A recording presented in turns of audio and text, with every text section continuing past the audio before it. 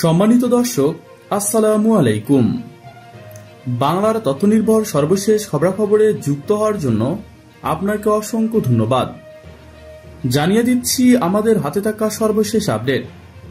বাংলাদেশের কাছে অস্ত্র বিক্রি করতে চায় জো বাইডেন। যুক্তরাষ্ট্রের সমরাষ্ট্র সেনাবাহিনীতে যুক্ত হলে কি লাভ হবে বাংলাদেশের? বৃহস্পতিবার পররাষ্ট্রমন্ত্রীর সঙ্গে মার্কিন রাষ্ট্রদূত সৌজন্য সাক্ষাতে এসব কথা নিয়ে আলোচনা করেছেন। ঢাকায় মার্কিন রাষ্ট্রদূত রবার্ট আলমিরারের পরে সব কথা বলেন। পররাষ্ট্রমন্ত্রী ডক্টর এ কে আব্দুল মোমেন দায়িত্ব নেওয়ার পর থেকে তার সাথে প্রথম সৌজন্য সাক্ষাৎ করেন। বিকেলে পররাষ্ট্র মন্ত্রণালয়ে আসেন মার্কিন রাষ্ট্রদূত। প্রায় ঘণ্টাখানেক আলোচনার পর বেরিয়ে এসে মিলার জানান, গণতন্ত্র সুরক্ষা, বাণিজ্যিক সম্পর্ক বাড়ানো সহ নানান বিষয়ে আলোচনা হয়েছে।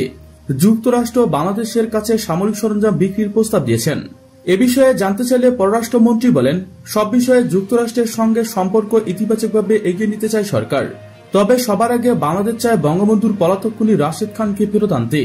পররাষ্ট্রমন্ত্রীর দপ্তর থেকে বেরিয়ে মিলার দেখা করেন পররাষ্ট্রমন্ত্রী শাহরিয়ার আলমের সঙ্গে।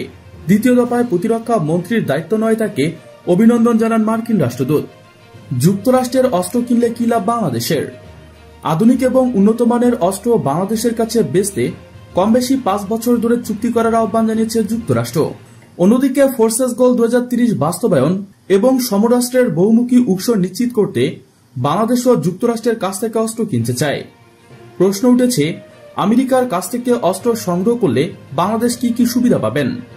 ওয়াশিংটন বলেছেন, অস্ত্র কেনার জন্য কম সুদে ঋণ দেবেন এবং অস্ত্রের দামেও ছাড় পাওয়া যাবে। পাশাপাশি ইন্দো প্যাসিফিক কৌশলে বাংলাদেশকে বিশেষ অর্থনৈতিক সুবিধা দেওয়ার ইঙ্গিত দিয়েছে যুক্তরাষ্ট্র। বিশ্লেষকরা বলেছেন, অস্ত্র সংগ্রহের ক্ষেত্রে আমেরিকার সঙ্গে চুক্তি করার আগে জাতীয় পর্যায়ে আলোচনা করা প্রয়োজন।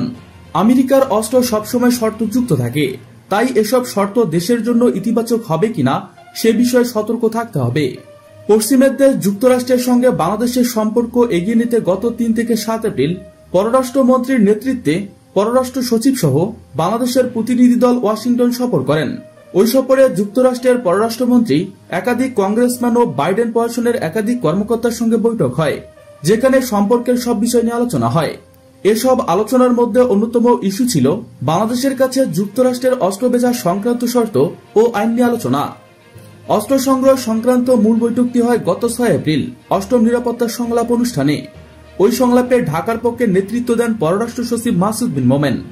অন্যদিকে অস্ত্র নিয়ন্ত্রণ ও আন্তর্জাতিক নিরাপত্তা বিষয়ক আন্ডার সেক্রেটারি বনি জেলেনস্কি যুক্তরাষ্ট্রের সংলাপে নেতৃত্ব দেন।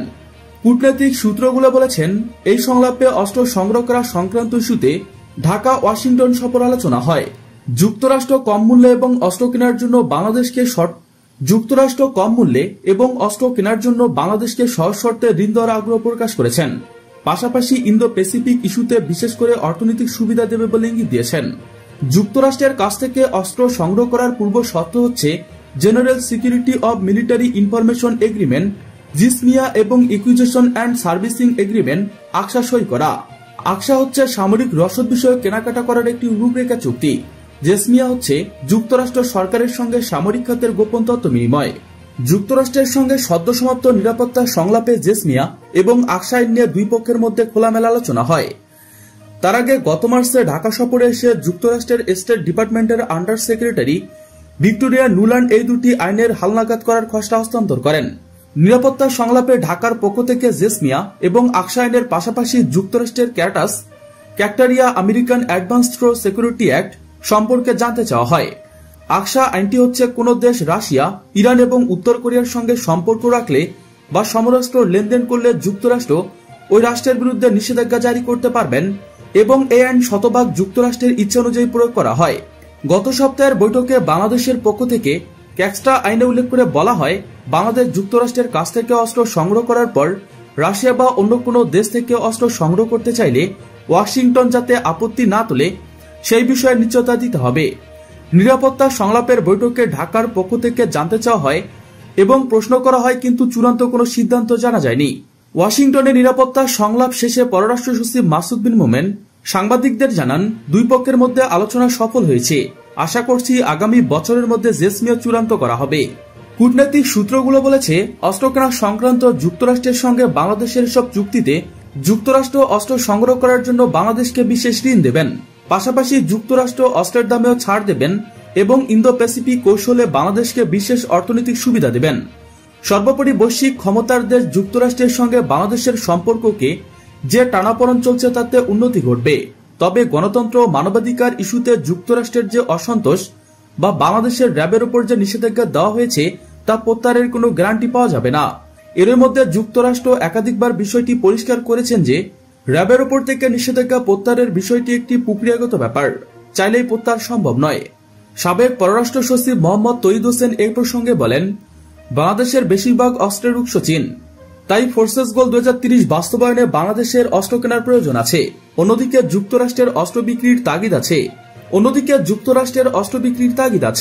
কিন্তু যুক্তরাষ্ট্রের কাছ থেকে অস্ত্র কেনার ব্যাপারে যাবতীয় খুঁটিনাটি বিষয়সহ সব শর্ত সতর্কভাবে খতিয়ে দেখতে হবে। আমি বিশ্বাস করি বাংলাদেশ কারোর সঙ্গে যুদ্ধে যাবে না। নিকটতম প্রতিবেশী ভারতের সঙ্গে কখনো বাংলাদেশের যুদ্ধ যাবে না। শঙ্কা আছে মিয়ানমারের সঙ্গে, আর মিয়ানমারের অস্ত্রের উৎস চীন, বাংলাদেশের বেশিরভাগ উৎস চীন। তাই অস্ত্র সংগ্রহের উৎস বহুমুখী করার প্রয়োজনীয়তা খুবই গুরুত্বপূর্ণ। তিনি আরো বলেন, যুক্তরাষ্ট্রের কাছ থেকে অস্ত্র কেনার আগে তাদের শর্ত সম্পর্কে সতর্ক থাকতে হবে। যেমন পাকিস্তান যুক্তরাষ্ট্র থেকে F-16 যুদ্ধবিমান কিনেছিল, কিন্তু ভারতের বিপরীতে যুদ্ধবিমান ব্যবহারের সময় যুক্তরাষ্ট্র আপত্তি তুলেছিলেন। তাই বাংলাদেশের ক্ষেত্রে যাতে এমন না হয় সে বিষয়ে সতর্ক থাকতে হবে। অস্ত্র কেনার পর নিষেধাজ্ঞার কারণে বা শর্তের কারণে সে অস্ত্র যদি ব্যবহারই না করা যায় তবে তা কিনে কি লাভ? প্রিয় দর্শক, আজকে এ পর্যন্তই। শুরু থেকে শেষ পর্যন্ত চেষ্টা করছি বাংলার সামরিক অর্থনৈতিক সঠিক তথ্য উপস্থাপন করতে। আপনাদের কোনো তথ্য কিংবা পরামর্শ থেকে থাকলে তা কমেন্ট করে জানিয়ে দিতে পারেন। নিশ্চয়ই আবার দেখা হবে নতুন কোনো বিষয় নিয়ে। ততক্ষণ পর্যন্ত ভালো থাকুন, সুস্থ থাকুন। Thanks for watching my video. আল্লাহ হাফেজ।